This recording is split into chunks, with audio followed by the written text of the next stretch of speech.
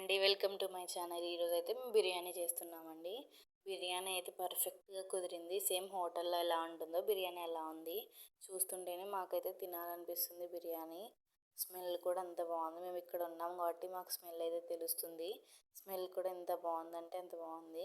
ఎప్పుడెప్పుడు తిందామా అనేలా ఉంది. ఎలా చేయాలో చూసిద్దాం. మేమైతే 4 కిలోల చికెన్, 3 కిలోల బాస్మతి రైస్ తీసుకున్నాము బిర్యానీకి. తర్వాత ఉప్పు, పసుపు వేసేసుకోవాలి. అల్లం పేస్ట్, కారం వేసేసుకోవాలి. కొంచెం నెయ్యి కూడా వేసుకోవాలి. నెయ్యి వేసుకుంటే వేసుకోవచ్చు, లేదంటే లేదు. నెయ్యి వేస్తే ఫ్లేవర్ బాగుంటుంది, కొద్దిగా స్మెల్ అనేసి. తర్వాత పుదీనా, కొత్తిమీర వేసేసుకోవాలి. పుదీనా, కొత్తిమీర వేసేసుకోవాలి కొంచెం అయితే. తర్వాత మసాలాలు వేసేసుకోవాలి. గరం మసాలా, చికెన్ మసాలా ఉంటాయి కదా, అవన్నీ వేసేసుకోవాలి మసాలాలు. తర్వాత ఫ్రై చేసి పెట్టుకున్న ఆనియన్స్ది ఆయిల్ ఉంటుంది కదా, ఆయిల్ అనేది వేసేసుకోవాలి. ఆయిల్ వేసుకుంటేనే మనకి టేస్ట్ అనేది ఉన్నదన్నమాట. తర్వాత నిమ్మకాయ రసం వేసేసుకోవాలి. నిమ్మకాయ రసం వేసేసుకొని బాగా కలుపుకోవాలి. తర్వాత ఫ్రైడ్ ఆనియన్స్ వేసేసుకొని బాగా కలుపుకున్నాము కదా, ఆ పీసెస్కి పట్టేటట్టు బాగా కలుపుకోవాలి. కొద్దిగా ఆయిల్ తక్కువ అయ్యి మేమైతే ఆయిల్ వేసేసుకున్నాము. కొద్దిగా సాల్ట్ తక్కువ అయింటే మేము మళ్ళీ వేసేసుకున్నాము. తర్వాత కరివేపాకు, పెరుగు, బిర్యానీ ఆకు వేసేసుకొని ఒక హాఫ్ అన్ అవర్ పక్కన పెట్టేసుకోవాలి కలుపుకొని. తర్వాత బిర్యానీ రైస్కి అయితే నీళ్ళు పెట్టేసుకున్నాము ఎసురు. అది 80% కుక్ అయిన తర్వాత బిర్యానీ రైస్ అనేది మేమైతే 2 సర్వలు తీసుకున్నాము. 2 లేయర్స్ వేసేసుకొని చికెన్ అయితే దాని మీద రైస్ వేసేసుకున్నాము. బాస్మతి రైస్ ఒక 80% కుక్ అయిన తర్వాత ఒకటే చోటే వేయకూడదు, లేయర్గా వేసేసుకోవాలి బిర్యానీ రైస్ అనేది.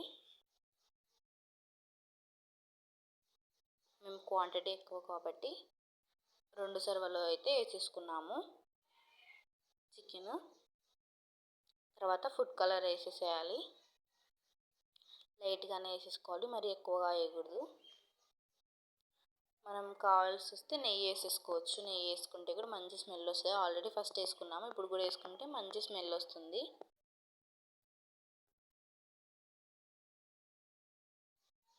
తర్వాత ఫ్రైడ్ ఆనియన్స్ ఉంటాయి కదా మనం ఫ్రై చేసుకునేవి, ఆనియన్స్ పైన వేసేసుకోవాలి. తర్వాత పుదీనా, కొత్తిమీర వేసేసుకోవాలి మళ్ళీ పైన కొంచెం కొంచెం. పుదీనా, కొత్తిమీర వేసేసుకున్నాక చూడండి ఎంత కలర్ఫుల్గా ఎంత బాగా కనిపిస్తుందో. తర్వాత ఒక 45 మినిట్స్ లో ఫ్లేమ్లో పెట్టుకొని మగ్గనించుకోవాలి. ఒక 45 మినిట్స్ ఏదైనా బరువు పెట్టి దాని మీద మనం మగ్గనించుకోవాలి.